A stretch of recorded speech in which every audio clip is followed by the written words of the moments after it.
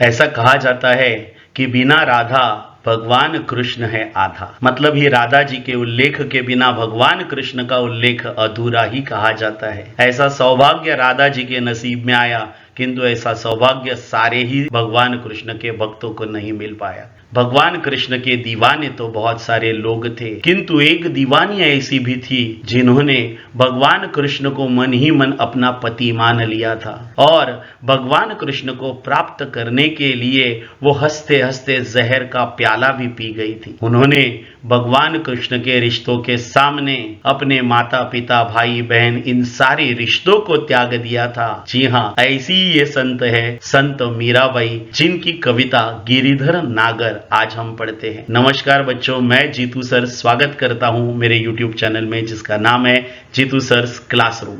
और आज जो हम कविता देखने वाले हैं उस कविता का नाम है गिरिधर नागर। और अभी मैंने जैसे कहा कि ये कविता लिखी है संत मीराबाई जी ने। तो मीराबाई के बारे में थोड़ी सी बातें हम जानते हैं। मीराबाई का जन्म 1498 में 1498 में राजस्थान में जोधपुर में हुआ था। बचपन से ही इन्होंने भगवान कृष्ण को अपना पति मान लिया था। भगवान कृष्ण की वो आराधना करती थी। उनका विवाह उदयपुर के महाराणा भोजराज के साथ हुआ था, किंतु भगवान कृष्ण के भक्ति में नाचना गाना राज परिवार को अच्छा नहीं लगा, इसीलिए उन्होंने इसे जहर देकर मारने का प्रयास भी किया था। किंतु मीराबाई उस प्रकार के बाद अपने घर परिवार सारे रिश्ते नाते तोड़कर अपना जीवन भगवान कृष्ण के नाम स्मरण में बिताने लगी। ऐसी ही इस मीराबाई का परिचय इस कविता में दिया हुआ है। कविता की अगर बात करें तो गिरिधर नागर ये एक पद काव्य रचना है। इसमें गेयता होती है, मतलब राइमिंग होता है। इस कविता के माध्यम से मीराबाई ने भगवान कृष्ण की आराधना व्यक्त की है। उनके अनुसार भगवान कृष्ण ही स्वयं आकर उन्हें इस भवसागर से,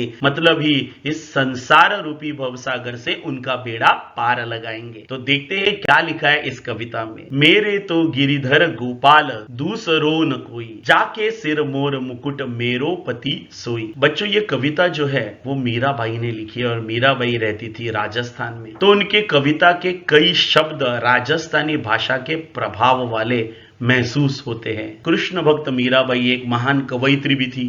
उन्होंने भगवान कृष्ण को मन ही मन अपना पति मान लिया था और उन्हें प्राप्त करने के लिए उन्होंने किसी भी चीज की परवाह नहीं की। मीराबाई इन दो लाइन के माध्यम से कहना चाहते हैं, मेरे स्वामी, मेरे मालिक, मेरे पति गिरिधर गोपाल है, वही मेरा सब कुछ है। उनके सिवा मेरे जीवन में और किसी का भी महत्व नहीं है। और आप पूछोगे कौन है तुम्हारे पति, कौन है भगवान कृष्ण, कौन है गिरिधर गोपाल? मेरे पति वही गिरिधर गोपाल है जिनके सिर पर मोर मुकुट है, वही मेरे पति है। छांडिदई मतलब छोड़ देना, कुल मतलब वंश, कानी मतलब मर्यादा, ढिग मतलब साथ, और बैठी बैठी मतलब बैठना। इन दो लाइन में क्या कहा है देखिए। भगवान कृष्ण को प्राप्त करने के लिए मीराबाई ने अपने कुल की मर्यादा तक छोड़ दी थी। उन्होंने अपने वंश परिवार की मर्यादा को भी त्याग दिया था। इसीलिए मीराबाई कहती है, कहा करी है कोई, अब मेरा कोई कुछ नहीं बिगाड़ सकता, क्योंकि मैंने सारे परिवार की लोक लाज मर्यादा सबका त्याग किया है और भगवान कृष्ण को प्राप्त करने के लिए मैंने लोक लाज तक छोड़ दी है और भगवान कृष्ण के भक्तों के साथ, मतलब ही संत लोगों के साथ मैं बैठी हूं, क्योंकि इन संत लोगों का साथ मुझे अच्छा लगता है, क्योंकि वो भी तो मेरी तरह ही कृष्ण भक्त है। देखते इन दो लाइन में क्या कहा है। संत मीराबाई कहना चाहती है, मैंने भगवान कृष्ण के प्रेम रूपी बेल को अपने आंसुओं से सींचा है और अब ये बेल इतनी बढ़ गई है कि उसके ऊपर भक्ति रूपी फल आने लगे हैं और ये भक्ति रूपी फल मुझे आनंद देने लगे हैं। बिलोई मतलब मथना, मथना मतलब टू चर्न, जैसे दही को चर्न करके उसमें से माखन निकाला जाता है, वही उदाहरण यहाँ पर मीराबाई ने यूज किया है। मीराबाई कहना चाहती है कि मैंने दूध की मथनी से दही को बड़े प्रेम से मथा है, इस दही को मथ कर मैंने माखन निकाल लिया है और छाछ दूसरे लोगों को लिए छोड़ दी है। इसका ही मतलब ये, मैंने जीवन को मत कर उसमें से भगवान कृष्ण के प्रेम रूपी मक्खन को, भक्ति को बाहर निकाल लिया है और बाकी बचा हुआ तत्व मेरे काम का ही नहीं, मैंने वो दूसरों के लिए छोड़ दिया है। भगत मतलब भक्त, राजी होना मतलब खुश होना। संत मीराबाई कहती है कि मुझे भगवान कृष्ण के भक्तों को देखकर प्रसन्नता होती है, क्योंकि मैं भी तो उन्हीं की तरह भगवान कृष्ण की भक्त हूँ। मगर मुझे इस संसार के रंग ढंग देखकर रोना आता है। मैं भगवान कृष्ण की दासी हूँ और इसीलिए हे भगवान, मुझे तारने के लिए आपको स्वयं आना होगा। कूण मतलब कुछ भी, गति मतलब अस्तित्व, प्रतिपाल मतलब पालनहार, रावरी चेरी मतलब चरणों की दासी। यहाँ पर मीराबाई कहना चाहती है, हे भगवान कृष्ण, तुम्हारे बिना मेरा कोई अस्तित्व ही नहीं।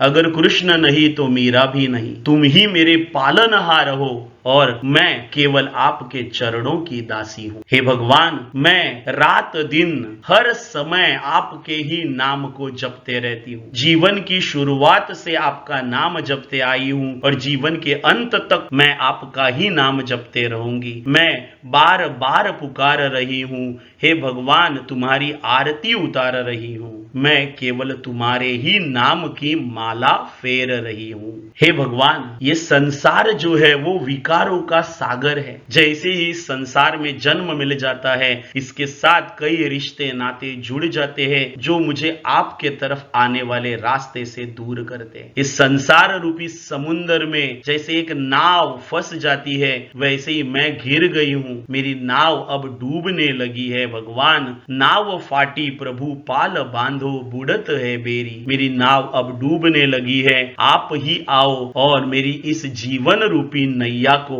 पार लगाओ। हे भगवान, मैं आपके विरह में विरहणी होकर जीवन बिता रही हूँ। आप ही मुझे आपके पास आने का रास्ता बता दीजिए, क्योंकि मैं दिन रात केवल आपका ही नाम ले रही हूँ और मैं आपके ही शरण में आई हूँ। अब मुझे तारने की जिम्मेदारी आपकी है। प्रभु, जल्द आइए और मुझे आपका दर्शन दीजिए। अब आखिरी कविता में मीराबाई कहना चाहती है, करताल मतलब हथेली, पखावज एक वाद्य का नाम होता है, अणहद मतलब अंतरात्मा की आवाज। योगा कहते हैं कि अपने शरीर में 7 चक्र होते हैं, उसमें से टेलबोन के यहाँ पे जो चक्र होता है उसे मूलाधार चक्र कहा जाता है। कुंडलिनी शक्ति से जब ये चक्र जागृत होता है तो यहाँ से एक मीठी मधुर आवाज सुनाई देती है। ये आवाज मन को मोह लेने वाली आवाज होती है। इसे अणहद की झंकार कहा जाता है। छतीसु मतलब सर्वश्रेष्ठ। अब क्या कहना चाहती है मीराबाई इन 3 लाइन के माध्यम से, हम वो देखते हैं। मीराबाई जी कहती है, फागुन, फागुन ये हिंदू कैलेंडर का सबसे आखिरी महीना होता है। तो यहाँ पर मीराबाई कहना चाहती है कि हे मन, फागुन के दिन 4 होरी खेल मनारे। कि हे मन, अब मेरे जीवन की अंतिम घड़ी आ गई है। फागुन महीना जैसे आखिरी महीना होता है, उसी प्रकार अब मेरे जीवन का अंत समय आ गया है। बस अब कुछ ही दिनों में मैं भगवान कृष्ण से मिलने वाली हूँ और मैं भगवान कृष्ण से मिलने के लिए बहुत उत्सुक हो गई हूँ। इसीलिए हे मन, मैं इस होली के त्योहार को धूमधाम से मनाऊंगी। भगवान कृष्ण के भक्ति में आज मेरे मन की यह हालत हो गई है कि मुझे बिना करताल पखावज का आवाज सुनाई दे रहा है। मेरी अंतर आत्मा में झंकार उठ रही है। उस झंकार को सुनकर मेरी आत्मा भगवान कृष्ण को मिलने के लिए और उत्सुक हो रही है। मेरा हृदय बिना सुरों के सहायता से सर्वश्रेष्ठ राग गा रहा है।